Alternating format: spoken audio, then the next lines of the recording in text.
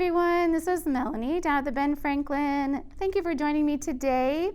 Today I'm going to show you how to use some Distress Oxide ink pads and some stencils to make these cute little cards. This one is made with a little flower stencil, and these two were made with the Tim Holtz plaid stencil. So the stencils are here. This flower one is that one, and this plaid one I used to make this card and then this little tag today. So I'm actually going to show you how to make a tag. So you're going to need to have a stencil. You're going to need to have, now the paper that I use is a blender paper. We sell it down here on the wall with all the 8.5 by 11s. It's nice for blending. I really like the way it works, but you can use any paper pretty much. And today I'm going to be using these Distress Oxides, Vintage Photo, and Broken China. And I wanted to tell you a little bit the difference between the oxides and the ink. So you will see sometimes Distress Oxide or you'll see a Distress ink. And the ink is always brighter than the oxide. So I like the oxides because they're kind of a chalky look, which is really soft, and I really like it. But both of them will work the same way as far as blending goes and as far as reacting to water, which I'm not going to do today, but that's another class another time. And then you'll need to have some kind of brushes, blending brushes. Today I'm going to be using these Picket fence brushes. These are the 3 packages that they come in. This one is for little tiny things if you want to do little patterns. This one happens to be my favorite because it's got small and large brushes. And then you've got the big package that has all of them. So if you really want to invest in it, you can get the big package. And the thing I like about these brushes is that they are rounded, they're soft, and they have a lot of bristles, which will also help you have a nice blend. So that's what we're going to use today. Let's get started. Okay, so first thing you're going to want to do is put down something protective on your table. I've got a craft mat here, which you could use if you have a craft mat, or just another piece of paper or something. So when you work with the Distress Oxide, it doesn't get on your good table where you don't want it. And I cut out these tags from our die cut center downstairs. We have some great tags, shapes of tags, and I thought it would be fun to try it in a tag form as well, because I already did the cards. And I thought for a guy's birthday or Father's Day, which is why I did the 2 blues, but this time I'm going to try it with a blue and a brown, the Vintage Photo, and the Broken China. So the first thing I'm going to do is I want to stick this down so it doesn't shift all over when I'm blending. So I have these easy dots, the repositionable dots, that I really like because you can just rub them off when you're done. And so I'm just going to attach them to the back here like this. Super easy. Flip it over and just stick it wherever you want on your mat. In fact, I think I'll move this one out of the way. And then I'm going to take my stencil, and I kind of look and see, because the stencil is bigger than the tag, you can place it where you want.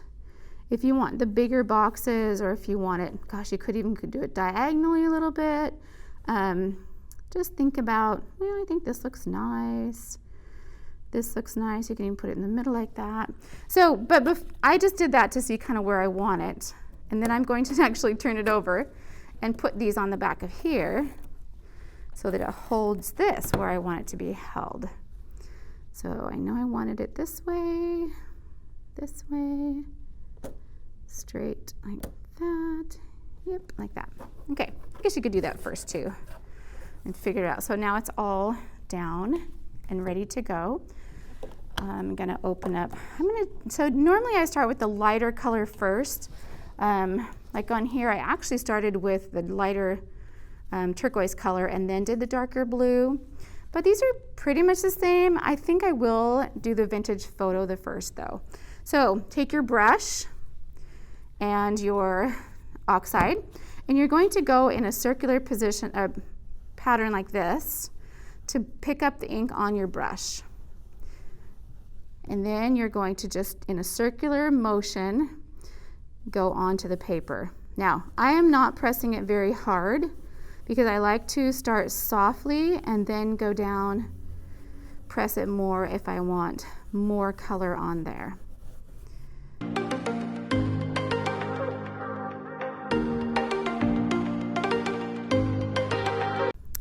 think that's where I like the brown. So I'm going to set that aside, pick up another brush, and let's start with the blue.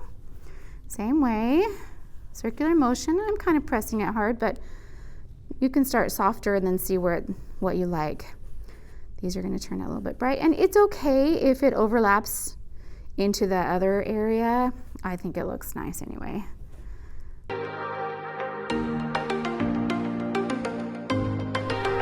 For fun. Okay, I'm going to pick it up and see if I like it. Oh, interesting. That's fun. Okay. Then I think I'm going to put a little more dark down here.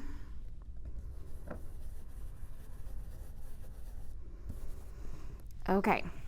I'll show you what it looks like. Peel that off. Now the nice thing about these is that they just rub off the sticky parts, the repositionable dots. So all I'm going to do is take my finger and rub them off, and they come right off. And the nice thing with the Distress Oxides, Distress ink or oxide, I can just take this over to the sink, wash it all off, and it's all clean. I could take a wet paper towel that I got right here, just wipe my mat off, and because it's reacted to water, it just comes right off. Then let me dry that.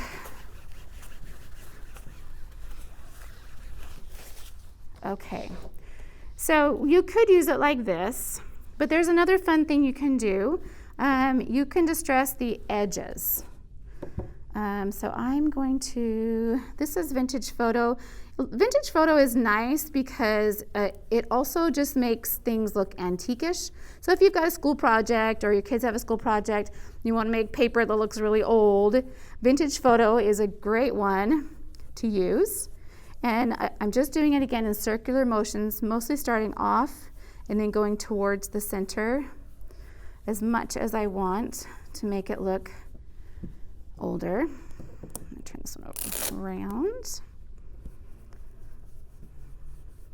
You can go in as much as you want towards the center. You can do the edges a little bit more because that's kind of what they look like sometimes when they're vintage. But see how that just kind of adds another dimension to it. Okay, and then on the back, I won't go through it, but I'll show you on this one. You know, you could have a plain white, but you can do the same thing on the back with just the white. And just go ahead and, oh, I've got my dots on here. Go ahead and brush it in on the back so that you can just write your message or whatever, and it's kind of looks finished off both sides. And that is it. Super fun. Try it. Distress Oxides, Picket fence brushes, and stencils, and just have a good time.